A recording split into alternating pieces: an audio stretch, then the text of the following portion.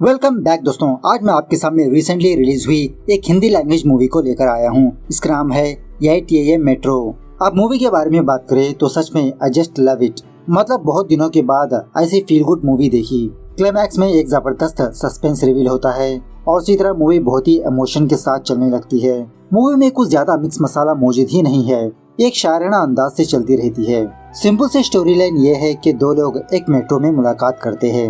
उसके बाद इन दोनों के बीच क्या हुआ, कैसी बॉन्डिंग बनी, आखिर में क्या हुआ इन दोनों के साथ, किस वजह से मेट्रो में ये दोनों मिले, इसी बेस पर है इस मूवी की कहानी। आप लोग भी वीडियो को पूरा देखना जरूर, बहुत ही अच्छी मूवी है। तो चलिए फटाफट से मूवी की कहानी को स्टार्ट कर लेते हैं। उससे पहले लुटा दो प्यार, फॉलो ऑन इंस्टाग्राम। कहानी की मेन कैरेक्टर है इरावती, जो एक हाउसवाइफ होती है।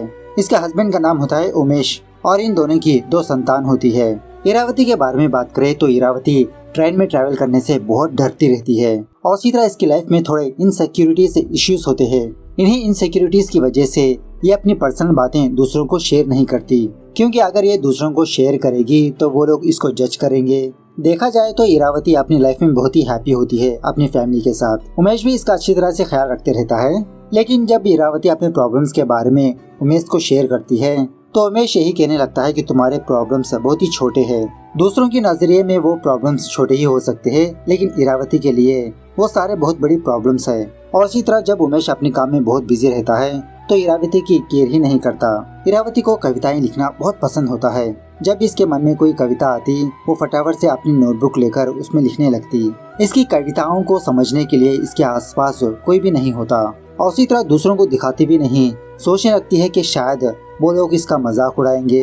एक दिन इरावती नदी के किनारे बैठकर कुछ कविताएं लिखते हुए अपने एक फ्रेंड के बारे में लिखने लगती है कि मैंने कभी नहीं सोचा था कि मैं हैदराबाद जाऊंगी और वहां पर मेरी मुलाकात एक अनजान बंदे से होगी। वो मेरा बहुत अच्छा दोस्त बनेगा और वो दोस्त दोबारा जिंदगी में कभी नहीं मिलने वाला दोस्त है। इस तरह से सीन थोड़ा सा फ्लैशबैक में जाने लगता है। एक महीने पहले तक इरावती अपनी नॉर्मल की जिंदगी जीती रहती है अपनी फैमिली के साथ। तभी एक दिन इरावती की छोटी बहन रिया इरावती को कॉल करने लगती है।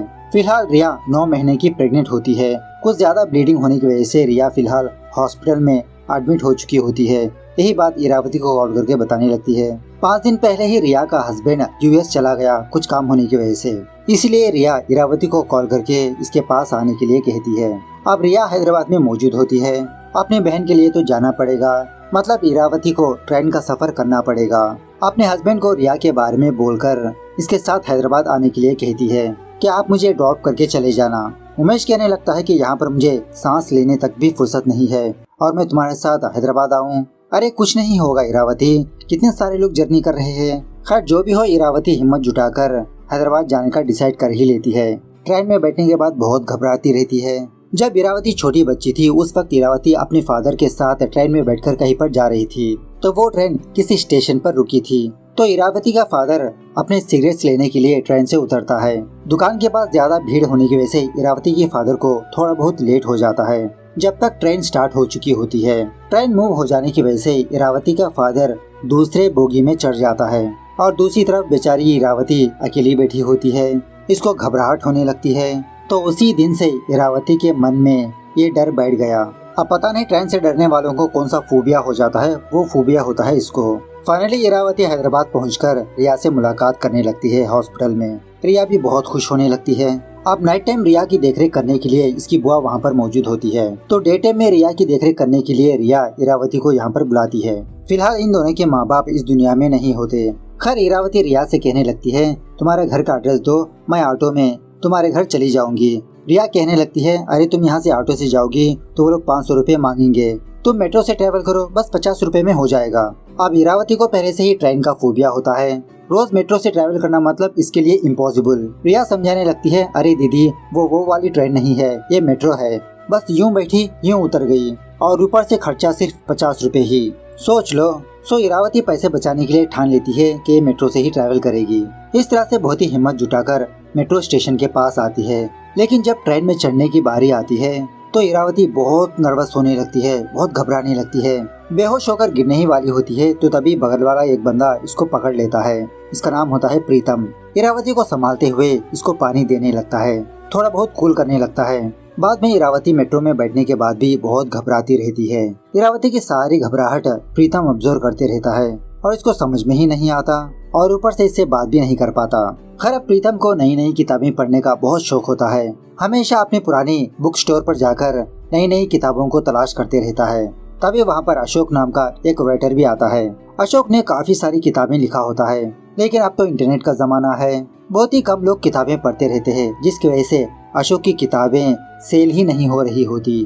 तो अशोक की प्रॉब्लम समझकर प्रीतम अशोक के सारी किताबें खरीद लेता है। प्रीतम की बीवी का नाम होता है मृदुला। इन दोनों की 2 संतान होती है। प्रीतम अपनी फैमिली को बहुत टाइम देते रहता है। इसके पास जितना भी काम हो पहले वो साइड में रखकर अपनी फैमिली के साथ टाइम स्पेंड करने लगता है।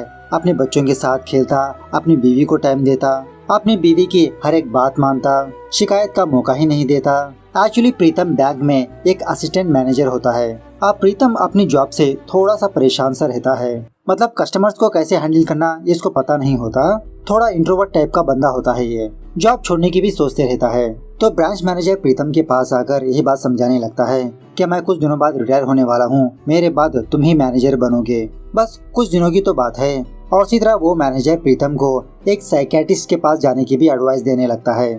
थोड़ा मन शांत रहेगा, मोटिवेशन मिलेगा। प्रीतम विजिटिंग कार्ड तो ले लेता है लेकिन जाता नहीं। इरावती की प्रॉब्लम को देखकर प्रीतम इसके रिलेटेड कुछ किताबें लेकर पढ़ने लगता है कि इरावती को ऐसी क्या प्रॉब्लम हो सकती है। खैर दूसरे दिन इरावती दोबारा रिया के पास जाने के लिए मेट्रो के पास आती है, लेकिन ट्रेन को देखकर ये दोबारा पीछे हट जाती है। उसी वक्त वहाँ पर प्रीतम आता है।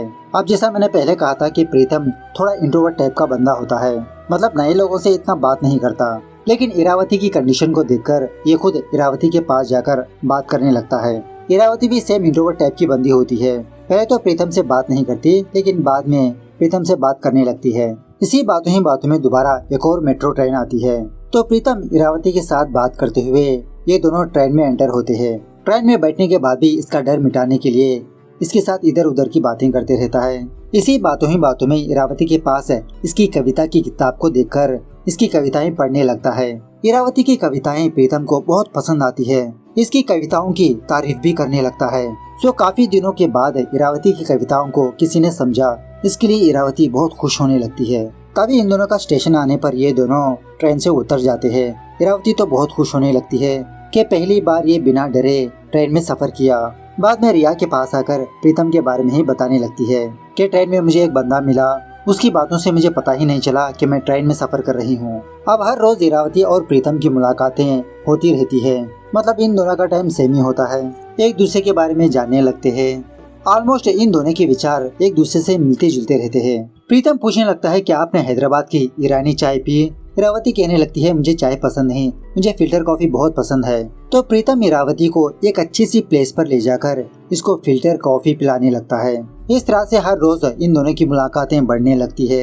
एक दूसरे के साथ थोड़ा ज्यादा ही टाइम स्पेंड करने लगते हैं। इरावती रिया से प्रीतम की बात छुपाने लगती है कि हर रोज ये प्रीतम से मुलाकात कर रही है, मतलब अगर ये शेयर करेगी तो रिया इसको गलत समझेगी। उसी तरह प्रीतम भी इरावती के बारे में अपनी बीवी से शेयर नहीं करता। एक दिन प्रीतम बातों ही बातों में इरावती से कहने लगता है सारे इंसान ऐसे ही है, लोगों के अलग अलग चेहरे होते हैं। क्या आपको पता है बस्तर में एक ट्राइब है, वो हर टाइम एक ही जैसे होते हैं, मतलब उनके अंदर ना ईर्ष्या होती है ना जलन होती है, सारे लोगों के सामने ओपनली होते हैं। उनका कल्चर और हमारा कल्चर में काफी डिफरेंस है। जो पसंद हो उनके साथ कांड करने लगते हैं, उनके साथ जिंदगी गुजारने लगते हैं। इरावती कहने लगती है हमारे बड़ों ने भी कुछ सोच समझकर हमारे लिए इस कल्चर को बनाया होगा ना। प्रीतम कहने लगता है हाँ, जैसा हमारे बड़ों ने हमारे लिए कल्चर बनाया उसी तरह से उनके बड़ों ने उनके लिए वो कल्चर बनाया।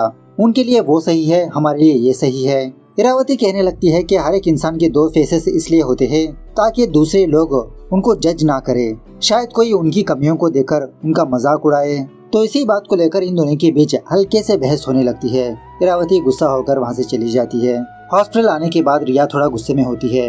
रिया की एक फ्रेंड होती है जिसका नाम होता है श्रुति। श्रुति का हस्बैंड किसी लड़की के साथ अफेयर में होता है, तो इसी चीज को लेकर रिया थोड़ा गुस्सा करने लगती है कि सारे मर्द एक जैसे है। इरावती रिया को समझाने लगती है कि तुम इस टाइम पर ज्यादा स्ट्रेस मत लो। खैर दूसरे दिन जब इरावती और प्रीतम दोबारा ट्रेन में मुलाकात करते हैं तो प्रीतम इरावती को सॉरी बोलकर अशोक की लिखी हुई किताब देने लगता है।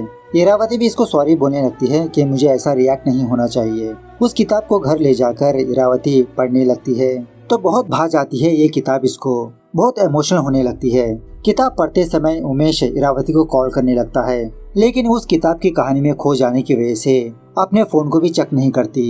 इरावती सोचने लगती है कि एक बार इस राइटर से जरूर मिलना पड़ेगा। दूसरे दिन जब ये दोनों दोबारा कॉफी पी रहे होते हैं, इरावती अपने पापा के बारे में बताने लगती है कि मेरे पापा भी कविताएं लिखते थे, उन्हीं से मैं कविताएं लिखना सीखी हूँ। प्रीतम कहने लगता है, सच में आप बहुत अच्छा लिखती हो, आप अपनी कविताओं को किताब के रूप में पब्लिश करिए। आपकी कविताओं से चाहे 100 लोगों की जिंदगी ना बदले, लेकिन किसी एक की तो बदलेगी। यह सुनने के बाद इरावती बहुत खुश होने लगती है कि किसी ने इसकी मन की बात जाहिर कर दी। बाद में रिया के पास आकर दोबारा प्रीतम के बारे में बताने लगती है कि प्रीतम ने इससे ऐसा कहा, इसकी कविताएं उसको बहुत पसंद है। रिया कहने लगती है कि सारे लोग जैसे दिखते हैं वैसे नहीं होते, जिस तरह से तुम उस बंदे के बारे में बता रही हो मुझे कुछ ठीक नहीं लग रहा।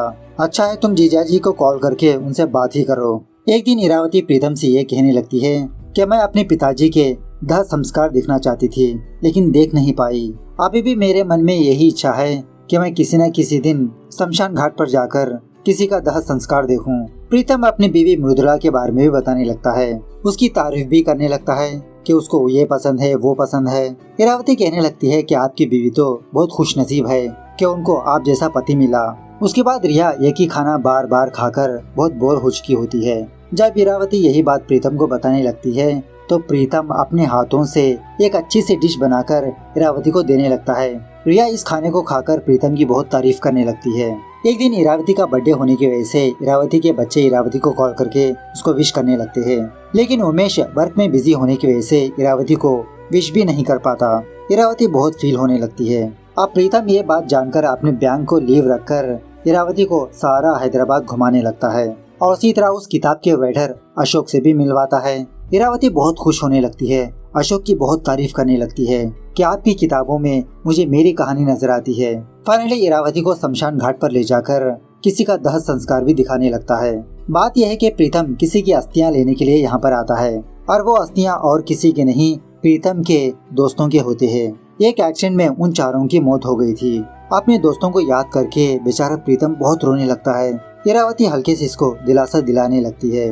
अब इरावती ने अपना सारा टाइम प्रीतम के साथ ही स्पेंड किया होता है, जिसकी वजह से ये हॉस्पिटल नहीं जा पाती। तो शाम होने के बाद हॉस्पिटल वाले इरावती को कॉल करके बुलाने लगते हैं। फटाफट से हॉस्पिटल भागने लगती है। पता चलता है कि रिया को दोबारा ब्लीडिंग हुई। रिया इरावती को बहुत डांटने लगती है कि तुम यहाँ पर मेरे लिए आई हो या तो फिर उस अनजान के लिए। इरावती रिया को समझाने लगती है कि मैंने नहीं सोचा था कि तुम्हारे साथ ऐसा होगा। इस तरह से बहुत फील होकर वापस चली जाती है। घर आकर इरावती बहुत फील होने लगती है। उसी वक्त इसका हस्बैंड इरावती को कॉल करने लगता है, कहने लगता है कि मैं अपने काम में बिजी होकर तुम्हारी केयर ही नहीं की, इसके लिए सॉरी। अब जब तुम घर में नहीं हो तो मुझे तुम्हारी कमी महसूस हो रही है। मैं तो अभी भी सोच रहा था कि तुम घर में ही मौजूद हो, तुमको बुलाने लगा मैं। इरावती मैं तुमको बहुत मिस कर रहा हूँ। अपने पति की बातें सुनने के बाद इरावती बहुत खुश होने लगती है। दूसरे दिन जब रिया के पास आती है तो इसको एक और बात पता चलती है कि एक्चुअली रिया का हस्बैंड यूएस में नहीं होता, किसी लड़की के साथ अफेयर था, रिया से दूर जा चुका होता है। अब कहीं इरावती भी रिया से दूर ना जाए, इसीलिए कल इसके ऊपर गुस्सा किया था। दूसरे दिन इरावती रिया के हस्बैंड से बात करके उसको हॉस्पिटल पर लाती है। रिया का पति अभिराम रिया को बहुत सॉरी बोलने लगता है कि जिस तरह से अभिराम ने रिया को धोखा दिया, उसी तरह से इसकी गर्लफ्रेंड ने अभिराम को धोखा दिया। उस लड़की ने अभिराम से छुपाया कि उसका पति है, लेकिन रिया इसकी एक भी बात नहीं सुनती। फटाफट से बाहर जाने के लिए कहती है। इस पर बहुत गुस्सा करने लगती है। इरावती रिया को समझाने लगती है, हाँ मैं जानती हूँ कि उसने तुम्हारे साथ धोखा दिया, कि उसने तुम्हारे साथ धोखा किया, लेकिन थोड़ा अपने बच्चे के बारे में तो सोचो, ये जिंदगी तुम्हारी अकेली नहीं है। उसके बाद इरावती प्रीतम से मुलाकात करके कहने लगती है कि 3 दिनों के बाद रिया की डिलीवरी का डेट है, वो होने के बाद मैं वापस शहर चली जाऊंगी, लेकिन जाने से पहले मैं मृदुला जी से मिलना चाहती हूँ। प्रीतम भी कहने लगता है ठीक है मैं कल आपको ले जाऊंगा। दूसरे दिन उसी तरह से प्रीतम इरावती को लेकर अपने घर पर आता है, लेकिन पता चलता है कि इनके घर में जो कूता है वो कूता बीमार होने की वजह से मृदुला ने उस कूते को डॉक्टर के पास ले गई। तो इरावती अफसोस करके प्रीतम का घर का एक चक्कर लगाकर वापस रिया के पास आती है हॉस्पिटल। तो शॉकिंगली रिया के पास उमेश बैठा होता है। उमेश अपने ऑफिस के कुछ काम से हैदराबाद आया होता है। अब कुछ दिनों पहले इरावती प्रीतम के साथ एक बुक स्टोर पर गई थी ना, तो वहाँ पर उमेश का एक फ्रेंड इरावती को देखकर पहचान लिया। उमेश को कॉल करके बताया कि तुम्हारी बीवी किसी बंदे के साथ है। प्रीतम के बारे में पूछने पर रिया कवर करने लगती है कि वो मेरा फ्रेंड का हस्बैंड है, इरावती को कुछ किताबें खरीदनी थी। उसके बाद इरावती और उमेश थोड़ा बहुत बाहर जाने लगते हैं कॉफी वगैरह पीने के लिए। इरावती को ऐसी हालत में देखकर उमेश इसकी बहुत तारीफ करने लगता है कि तुमने सारी चीजें अकेले ही बहुत अच्छी तरह से मैनेज कर लिया। तुमने अकेले ट्रेन में सफर किया, मेट्रो में जा रही हो। सच में I am proud of you Iravati. Iravati भी बहुत खुश होने लगती है। बाद में उमेश कहने लगता है कि हर एक मुश्किल में तुमने मेरा साथ दिया, और हाँ सॉरी, मैं तुम्हारे बर्थडे पर विश नहीं कर पाया। जब तुम वापस घर आओगी तो मैं तुम्हारे साथ अच्छे से टाइम स्पेंड करूंगा। इस तरह से बहुत प्यार से बात करने लगता है।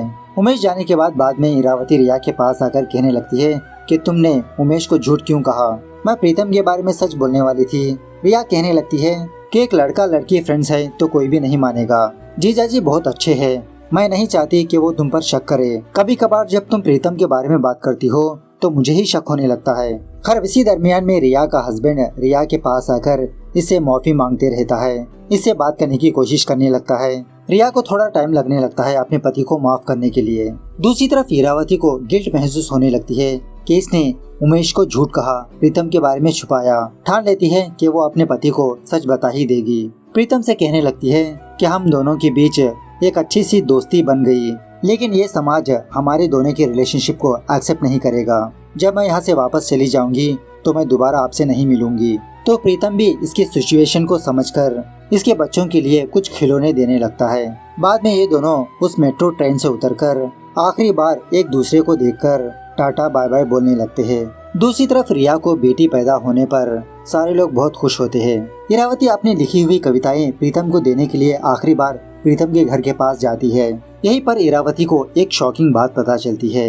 एक दिन प्रीतम ने कहा था ना कि इसके 4 दोस्त एक्सीडेंट में मारे गए। वो 4 दोस्त और कोई नहीं, इसकी फैमिली होती है, इसकी वाइफ, 2 बच्चे, इसका कुत्ता।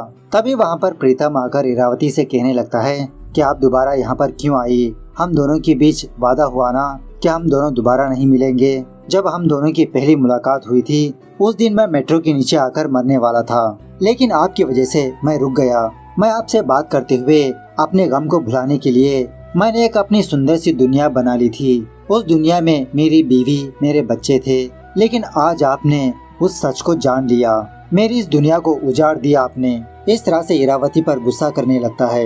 इरावती प्रीतम को समझाने लगती है कि प्लीज आप दोबारा आत्महत्या की मत सोचिए। इस तरह से जाते जाते अपनी कविता देकर जाती है। उसके बाद इरावती अपने मन के सारे डर को मिटाकर अपनी मनपसंद की जिंदगी गुजारने लगती है। घर वापस आने के बाद उमेश इरावती को अच्छे से टाइम देते रहता है। इरावती भी बहुत खुश होती है। दूसरी तरफ प्रीतम अपनी फैमिली को याद करके बहुत रोने लगता है। जब इसकी बीवी जिंदी थी तो अपनी बीवी पर गुस्सा किया था। सोचने लगता है कि काश मैं अपनी बीवी के साथ और अच्छे से टाइम स्पेंड कर पाता।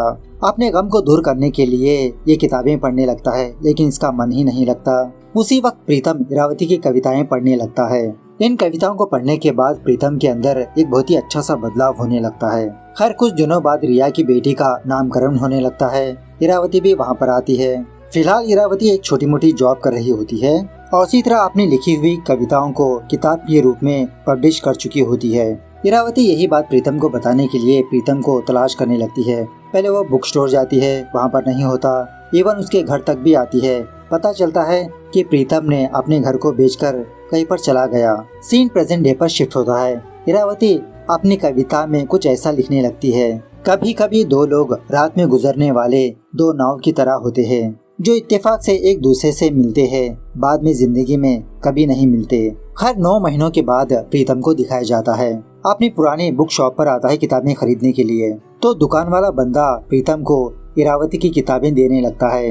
ये किसने लिखा, जिसका नाम होता है 8 AM मेट्रो, और दूसरी किताब इसकी फादर की होती है। तो प्रीतम इस किताब को पढ़ने लगता है। तो इस किताब ने इरावती ने सारी बातें प्रीतम के बारे में ही लिखा होता है कि इरावती की जिंदगी में एक अनजान बंदा आया जिसकी वजह से इरावती की जिंदगी ही बदल गई। यह वर्ष पढ़ने के बाद प्रीतम बहुत खुश होने लगता है। सोच लेता है कि अब ये आत्महत्या नहीं करेगा, शायद इसकी जरूरत दूसरों को भी हो सकती है। इस तरह से प्रीतम मूव ऑन होने लगता है, मतलब अपनी फैमिली को भूलने की कोशिश करने लगता है। अपने फैमिली की अस्थियां गंगा में जाकर मिला देता है। सच में ये क्लाइमैक्स का सीन बहुत ही इमोशनल है। बैकग्राउंड म्यूजिक, वो गाना, वो कविताएं, I just love it man, सच में। तो मूवी कैसे लगी कमेंट करके बताना जरूर। मिलते हैं अगली वीडियो में, तब तक take care, bye bye, see you soon.